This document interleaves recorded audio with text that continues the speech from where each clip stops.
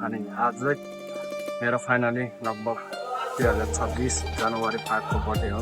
अनि मेरो केक काट्ने ठुलो सोच त छैन, तर पनि म केटाहरूलाई चक्लेट बाल्ने सोचै थियो। सो त्यसैले चक्लेट चाहिँ मैले किनेर लिएर आएको 3-4 पोका। सो अनि यो चाहिँ म तल रुमदेखि माथि रुमसम्म बाँडिदिन्छु होइन, केटाहरूलाई 2-2वटा बाँडिदिन्छु। अब कसैले पुग्दैन मलाई थाहा छ। अब कुनै मान्छे ड्युटी छ, कुनै मान्छे अब रुम हुनुहुन्न, कुनै मान्छे कहाँ हुनुहुन्न, काममा हुनुहुन्न होइन।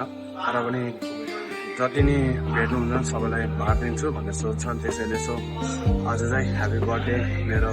सो एकदम खुसी लागिरहेछ होइन, सबैको बर्थडे र खुसी त लागिहाल्छ सबैको हुन्छन् होइन। सो आज चाहिँ फाइनली मेरो चाहिँ ठुलो इच्छा थियो सबैलाई चक्लेट बाँड्ने र सबैलाई 2-2वटा चक्लेट बाँड्ने भन्ने मेरो सोच पनि थियो। अब पुरो गर्दैछु ल, पछि भेटौँला है त।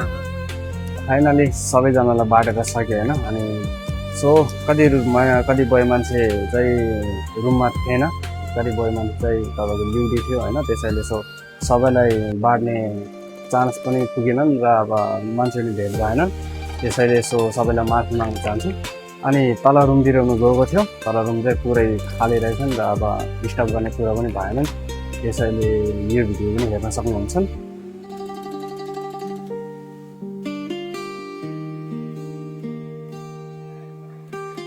तलपट्टि रुम चाहिँ पुरै खाली छन्, पुरै थुन्तिर। अनि दोस्रो चाहिँ होइन तपाईँको अब बर्थडे एक दिन आउँछन्, त्यसैले सो सबैलाई म खाली नहोस् भनेर सो अलिअलि चक्लेटले शुभकामना गरिदिएको थियो।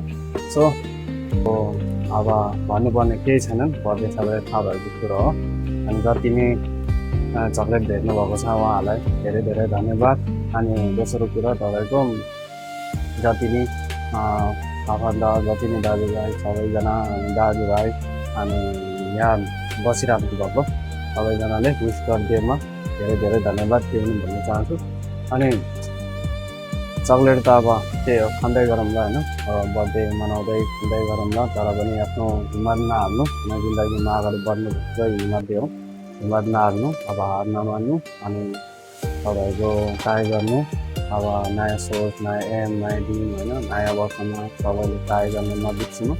अनि कहिले नमानिदिनु होला होइन। अनि दोस्रो कुरा त्यो हो कि होइन, तेस्रो कुरा चाहिँ अब तपाईँको आफू अगाडि बढ्नु, आफूलाई के चाहनुहुन्छ, के गर्नु मन लाग्छन् होइन, त्यो अगाडि बढ्नु होला होइन। अनि त्यति भन्दै बर्थडे विस गरिदिएकोमा सबैजनालाई धेरै धेरै धन्यवाद भन्न चाहन्छु। अन्त 3 प्याकेट चक्लेट बाँडेको थियो होइन, 3 प्याकेट सबैलाई बाँडिदिइसक्यो। त्यसमा खुसी पनि छु, सबैजनालाई धन्यवाद भन्न चाहन्छु।